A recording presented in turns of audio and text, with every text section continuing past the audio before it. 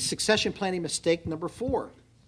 The failure to provide development training for key persons to take on new roles and responsibilities if the owner-president dies or becomes disabled. It takes different skills to be a president of a company, to be in charge of sales, to be in charge of operations. It takes different skills. A person may be great running your sales department, but they'd be a horrible manager as a president of the company. You got to evaluate your team. And sometimes it may just be yourself and another partner. And it's not unusual for the outside person to handle the sales and the inside person to handle the operations. And the person that is maybe the operations person is the president of the company, managing all the workforce and the production and the delivery of your product and service.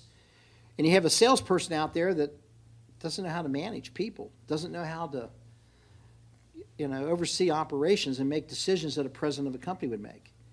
Doesn't know how to work with the bank for your cash flow plan and your finances. There's all kinds of responsibilities that the president of the company has. What I'm suggesting here is that if you identify the successor, particularly a family business where you have the children are wanting to step into the shoes, and I could use the Squarey family as an example. You had John in charge of production, warehousing operations. You had Chuck in charge of sales. So when we worked with them, we said one of the key things was they had 125 employees. If you want to be president of the company, who's going to take over sales when you step into Dad's shoes?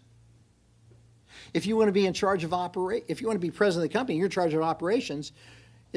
Dad could die tomorrow. Who's going to be ready to step in and handle the operations? So it was really good dynamics. And also I kind of talked to him about, to convince your dad that you're the person to be president, why don't you be really good in what you do to convince your dad that you're the right choice for president?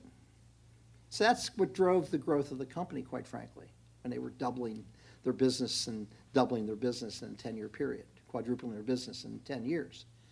That they each started focusing on sales and warehousing operations, and the company exploded. It was an interesting concept. And that's part of my concept that I use in my discussion. And you see at the end of my article that I wrote, that I try to have the business owners start working with their family members on the business plan and making the company successful this year. Prove yourself to me. You try to identify what shoes you want to wear. If they need some training, we want to try to develop them. And then, by the way, show me you can really do something by your current job before you become president. It works.